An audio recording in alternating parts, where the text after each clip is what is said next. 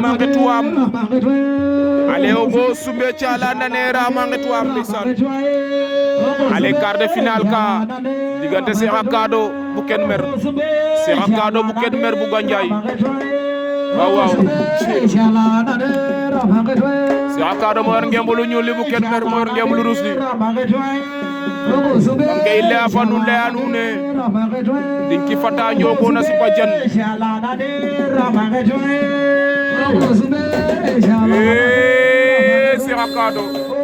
Cheikh Akado ama fa bu Ken Mer Cheikh Akado ma fa bu Ken Mer vite fait bien fait cey loolu na la Cheikh Sarr ndeysaan en demi-finale